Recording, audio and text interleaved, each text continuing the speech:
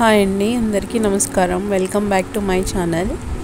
ఇది ఒక house కీపింగ్కి use అయ్యే వీడియో అండి.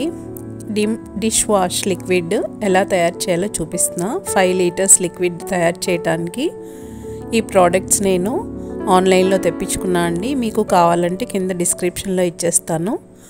మనకి ఒక 200 రూపీస్కి ట్రాన్స్పోర్ట్ తోటి 5 లీటర్స్ డిష్ వాష్ లిక్విడ్ వస్తుందండి. నేను తీసుకున్న ప్రోడక్ట్స్ని నేను మీకు చూపిస్తున్నా. స్లర్రీ, తర్వాత ఫుడ్ కలరు. మనం వెయిట్స్ ఏమి కొలుచుకోక్కర్లేదండి. కరెక్ట్గా 4.5 లీటర్స్ వాటర్ తీసుకుని ఇవన్నీ కలిపేసుకోవటమే 1 by 1. ఇది ట్రైసోడియం ఫాస్ఫేట్ అండి.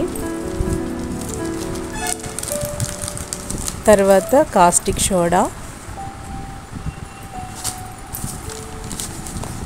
తర్వాత లెమన్ జ్యూస్ అండి. ఇది లెమన్ జ్యూస్ అంటే ఫ్లేవర్ కోసం అన్నమాట.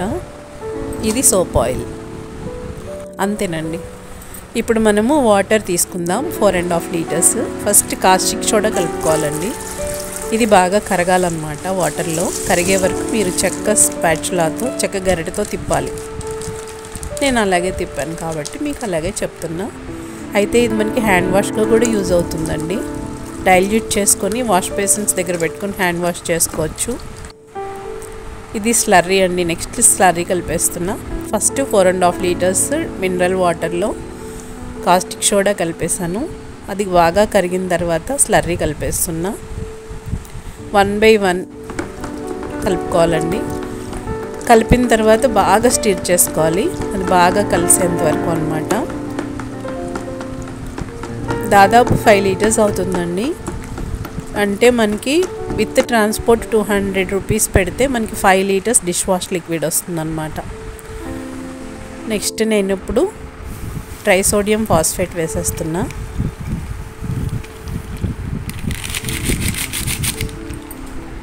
ఇది కూడా బాగా కలవాలండి. ఇలా కలిసిన తర్వాత మనము ఇంకో ఇంగ్రీడియంట్స్ కూడా కలపాలన్నమాట.